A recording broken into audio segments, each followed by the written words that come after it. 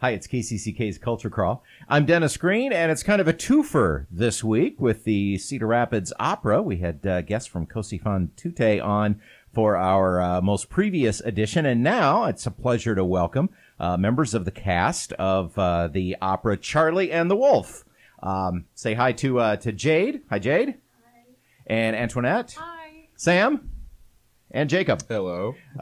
Great to have you all here. So this is kind of a production going on at the, kind of coincident with Cosi fan tutte, and you are all part of the Young Artists program. Yes. Am I correct there? Okay. And this is a topic and with characters that are near and dear to our hearts because Charlie and the Wolf combines conventional opera and classical music. The Wolfgang is Mozart, which is Sam in this, but Charlie is Charlie Parker. And we'll explain the connection between these two as we go. But Antoinette, I'm going to start with you because in our pre-interview, you set the stage for what this show looks like really, really well. So give us the kind of summarize the plot for us. Right, so my character Logan starts the performance, and this character is seen as sort of a relatable figure for the students that are watching the opera because Logan talks about how she doesn't want to go to school and come back from summer, and basically Logan is saying, I don't know much about music and none of this excites me, and that's when the teacher is then introduced into the story. And the teacher is Jade. Yes, that's me. Miss Jones. So I'm, I don't know. I feel like I have like really positive high energy to counteract Logan, and I'm trying to get her to be excited about music and also to welcome the new student JJ, who she's not very interested in being friends with.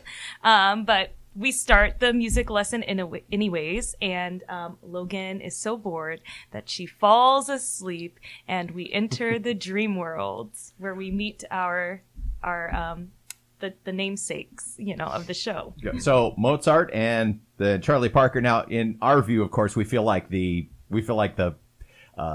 writer missed an opportunity here by not saying Wolf and the Bird. Oh, true. Yeah. I did think of that. I think the intention might have been to be a little play on words with the classic children's show. Oh, like Peter and the Wolf. Oh, yeah. Sure. Oh, yeah. Okay. Which I know lots of friends who learned Peter and the Wolf in the Prokofiev show in elementary school. Sure. I was not one, unfortunately. I learned it way later and still love it. But I sort of appreciate the wordplay, and then you sort of want to look into it more because, like, oh, who's this wolf person? It's like, wait, who's Charlie?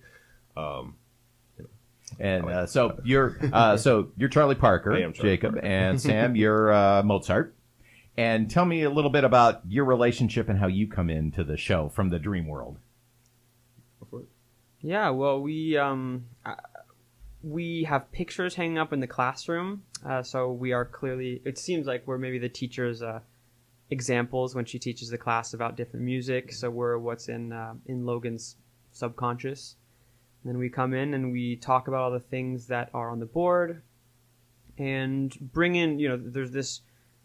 There's a sort of a two-part. There's like the music, just the actual terms. We use a lot of terminology, which I think is really cool, especially since this is an opera directed towards children. We use a lot of terminology, both for sort of classical music that they may not have heard, sonata, concerto, but also a lot of jazz terminology, bebop, referencing actual stories from Charlie Parker's life, talking about like standards and stuff like that.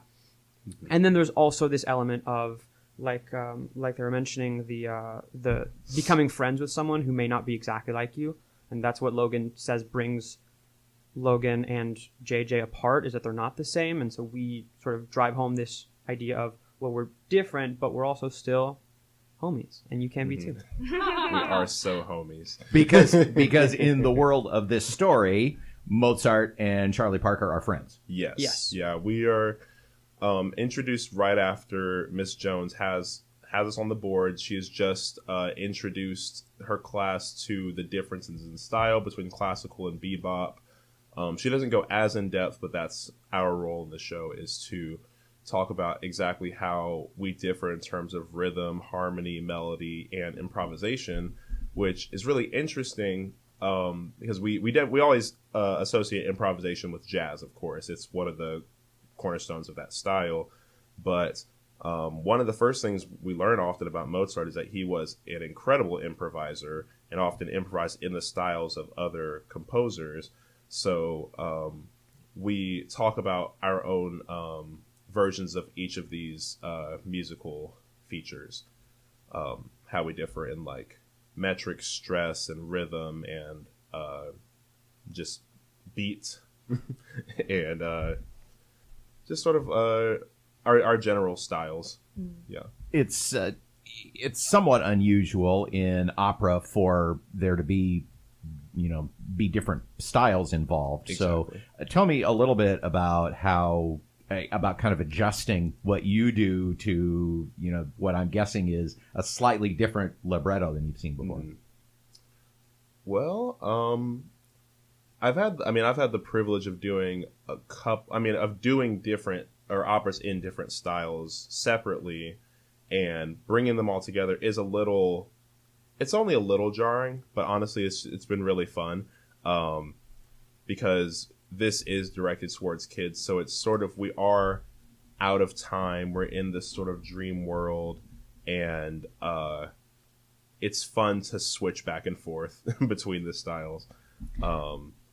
And the way that Dave wrote the show for us, Mozart's music a lot of times is more in his style, and then Charlie's music is more in Charlie's style. So it's a little bit easier to digest that way if you associate one with one and one with the other. And there's a few other, there's like a dance number. We don't have a dancer in our production, but we do use the music, and it has, it's more like Latin based, I suppose. Oh, interesting. Yes. So we use a lot of different kinds of music, but the whole point of the show is that no matter what the music is, it all uses the same notes, and it all comes from the same core, just like all of us do, even though we might be different from each other. And this is a new piece, yes? Yes. Absolutely. Dave Ragland Jr. is the composer of this piece. I had the opportunity and privilege to meet him recently and back at a conference in October, and he's just he's such a wonderful guy and an obviously very talented composer.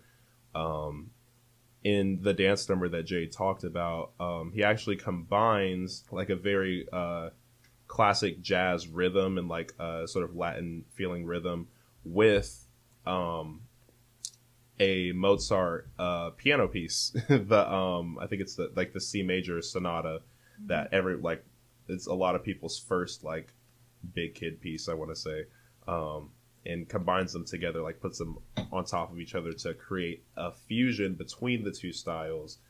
That is, I think, scored for saxophone with piano, but I think this is an especially rewarding experience. It's especially rewarding because we get to meet the composer and librettist, and you can't say that about a lot of other productions and operas you've worked on in the past. Like, they don't get to meet Mozart unless, Sam's walking in there. But, so I'm really looking forward to that, because new music, that's the one gift, is that it can change. And since we're introducing this new opera and these wonderful messages, when the composer comes to work with us before our first performance, I'm sure more things will change, and we'll get to learn and grow and get to say we worked on the opera and we helped build this opera, so that when it's performed in the future, we get to say, oh my goodness, we added our impact to that. So this is one of the first stagings of this. This is the first This staging. is a premiere. Yeah, oh, it's a okay. premiere. We're very excited about it. Oh, congratulations. And the composer's coming today to our rehearsal, so we're especially looking forward to meeting him. Now, now, of course, coincident with this, you are involved with Così fan tutte as well? Yet no? Not this time. Okay. I believe in the past they would sometimes have the outreach people involved in the chorus for the main stage. But I think Daniel decided to You've give got us a little enough time off. You've got enough work. We do have Yeah, quite and a now bit. we'll get to watch it, which Yes. I'm excited about. And we're still working with the young artists a lot. Like, we're doing young artist events together. Like, we did an intimacy workshop yesterday, and we're doing all the master classes together. So we're still a big team, which is really nice. This performance, the opera, you're going to be performing multiple times. at schools. Yes. You know, Right. you're on tour, so you're going to be walking into a new space each time. That adds a little bit of a degree of difficulty to the performance. Sam, talk about coming into a new space every time. I haven't done it yet, so I'm not exactly sure. But Jacob has actually done outreach with Cedar Rapids before, so knows it. And I was happy to hear when we were talking yesterday in the jacuzzi. I was happy to hear. Shout out to Steven, Lisa. I was very happy to hear over a glass of red wine that the audiences are they're very nice, and the kids are very receptive, and you walk into it. It's sort of like doing jazz gigs or whatever. Like in classical, sometimes you do feel very rigid, and like you have to know the space and know the audience and exactly what's going on. And it's fun to just sort of go in there and try to have fun yourself, and know that if you're having fun, the audience is going to have fun. Mm-hmm. Well, we do a lot of in-school programs too at KCCK, and yes, you will find your audiences to be engaged and respectful. They're just going to have a blast. They're just going to love this. Because you're traveling, of course, that means simpler sets. You're not taking a full orchestra with you. Tell me about costumes. Oh man, Sam has the best costume. Going full tall powdered wig. Yes. Nice. Oh, yeah. Yes, very much so. The classic like Mozart red robe and the big powdered wig. It's awesome. We are taking the wonderful pianist Gail along with us, though, so we're very grateful for that. That is our really good friend Gail Williams, Oh, really? We who love Gail. who is also a part of our Schoolhouse Jazz Band, which Cool. takes course. jazz concerts into Yes. Oh, schools. wow. So she is spectacular. And she's going to be our orchestra, so we're excited. She's all the orchestra we need. Yeah, actually, Logan also has a great costume since we were... Mine is very relatable. I have a unicorn shirt, so I'm hoping that I match with someone in the audience. I'm very excited about that. And we do have other instruments in our production, like Logan may pick up the recorder at some point, not to give a spoiler. Well, it just sounds like a blast, and so in tune with a lot of things as I indicated that we talk about here, about how it doesn't really matter what your favorite kind of music is. The important thing is to listen to music and also open your mind to different kinds of music. So it's awesome that we're getting that message out. So the show is Charlie and the Wolf world premiere at elementary schools around Cedar Rapids, coming up in the next couple of weekends or next couple of weeks of January. I think you're going to do some and then take the weekend off and do some more. Is that the way it works? Something like Yeah. that. Sure. Yeah. So check with your kids or grandkids and find out if they saw the opera. Well, thank you all for being here. This just sounds like a lot of fun, and I wish you the best of luck. Thank you. Thank you so much. You can hear the Culture Crawl live on the radio many weekdays at 10:30, or download the podcast, watch or listen on your own schedule at kcck.org/culture or your favorite podcast player. I'm Dennis Green, and I'll talk to you later.